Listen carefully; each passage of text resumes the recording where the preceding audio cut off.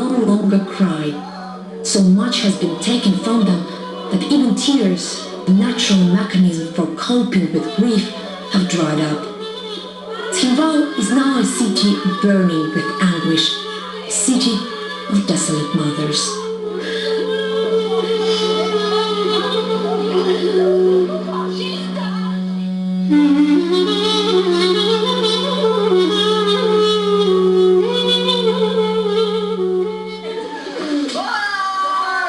Parents are not supposed to bury their children, but Taisia is laying her son to rest for the second time.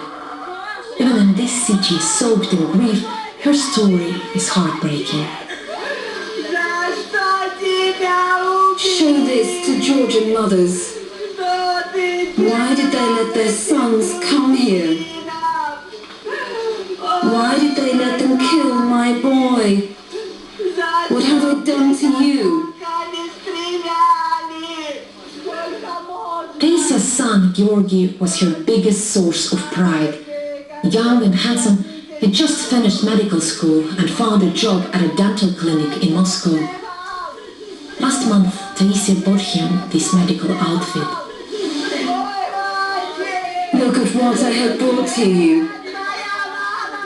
I wanted you to be the most handsome man in Moscow. When Georgi heard Tskhinval was under attack, he rushed home to help the injured. On August the 9th, he stepped out of the basement to get some bandages, and a piece of shrapnel hit him.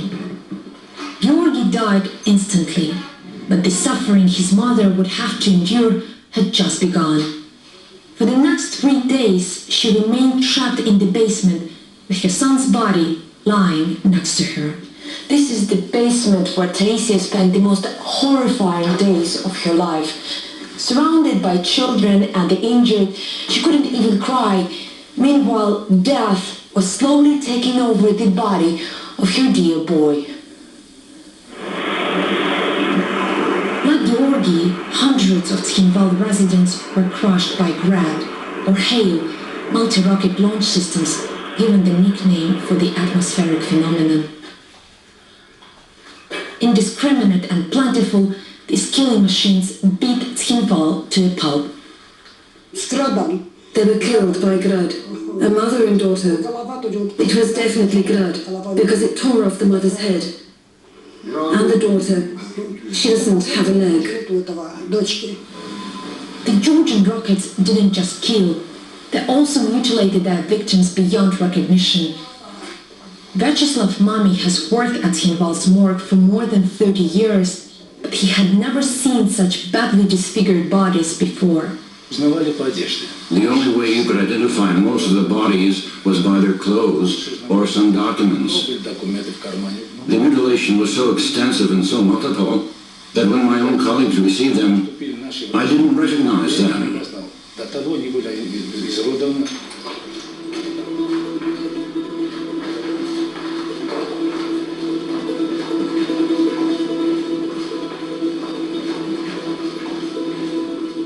But as hundreds were being killed, this little boy decided to make his appearance in the world.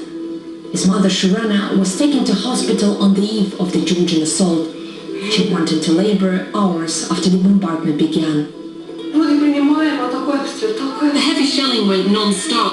Our hands were shaking, but we were still able to deliver this baby boy. Praise God that he kept us all safe.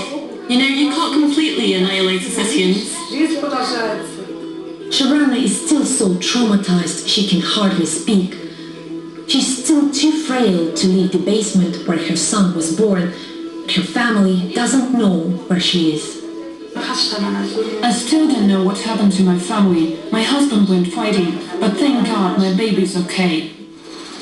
Shurana told us she comes from a small village on the border with Georgia, and as we were going to visit the area, we decided to find her parents. We are now heading to the village of Jangira, which is about 15 kilometers away from Tskhinval. This is a place where Shurana's family lived prior to Georgia's assault. As Georgian troops were advancing along this road, many locals fled their homes, so we have no idea if we are going to find anyone there.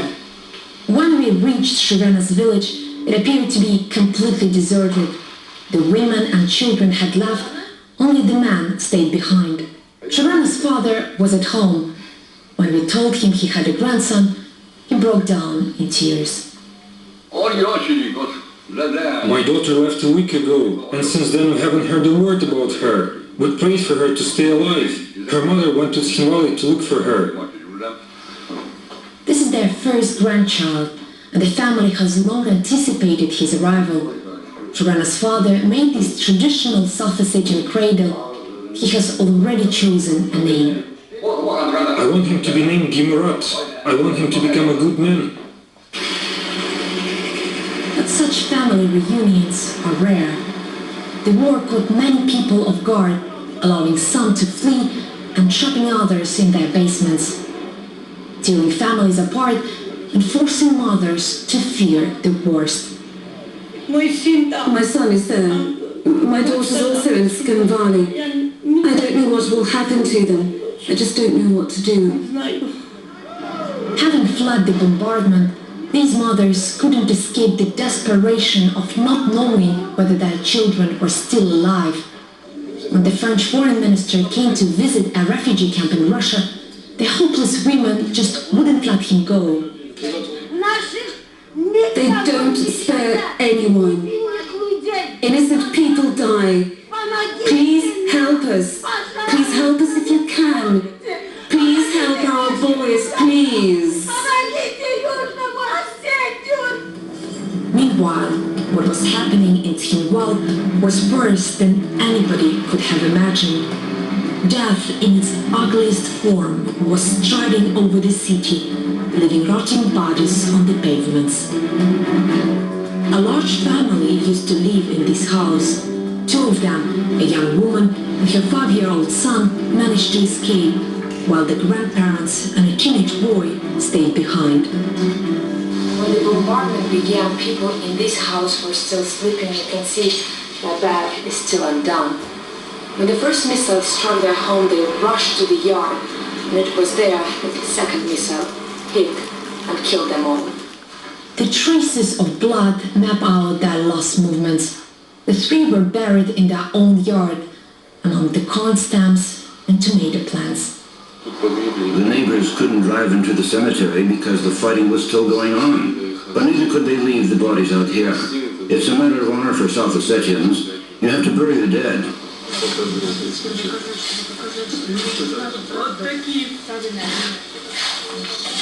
Taisia was also forced to bury her son in the garden. When the barrage subsided, she wrapped his body in linen and with the help of neighbors carried him to a place where, as a boy, Georgi used to play hide-and-seek with his younger sister.